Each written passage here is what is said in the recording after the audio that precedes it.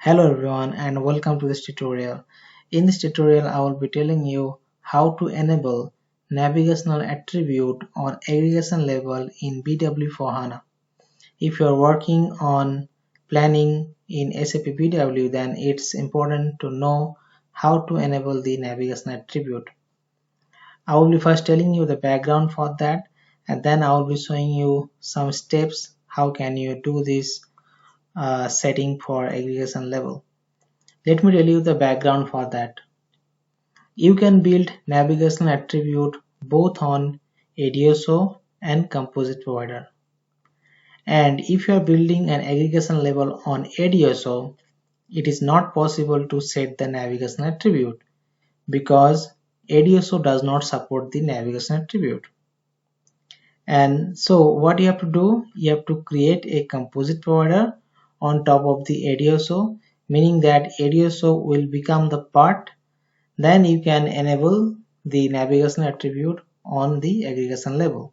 So now I'll be showing you this step by step how can you create it. And also there is a restriction that also I'll be telling you. Step 1, you have to create a composite provider of type union and add the ADSO.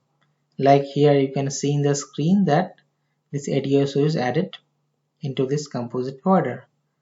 And suppose material is taken into the target. And then in the output tab, you can go there and you can add the navigation attribute, like right clicking on this material, then you will find this navigation attribute. And now in the step 3, you can select all the navigation attribute that you want. Suppose in this case I have selected the attribute name competitor, so this competitor is added under the material. So this is the way you can select the navigation attribute into the composite provider. So till here the task for composite provider is done. Now we need to activate the composite provider. And now in the step 4, you have to create the aggregation level on top of the composite provider, not on top of the ADSO.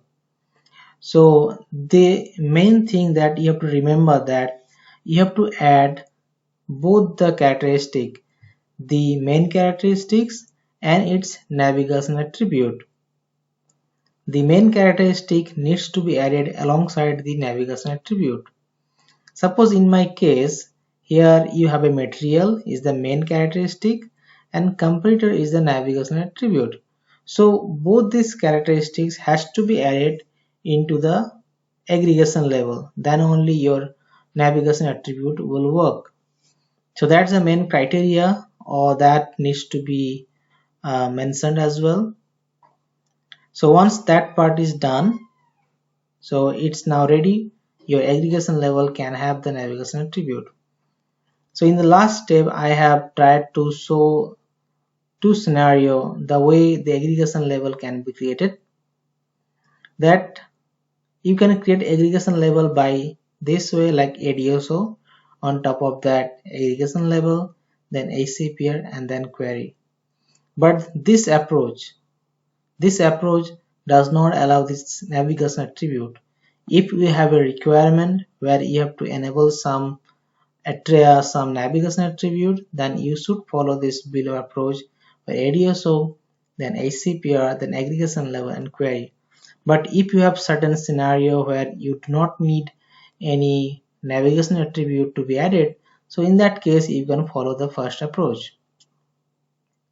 So that's all about this tutorial, and please comment below if you want to know more about aggregation level or SAP, and please like, share and subscribe the channel. Thank you for watching and see you again with next video.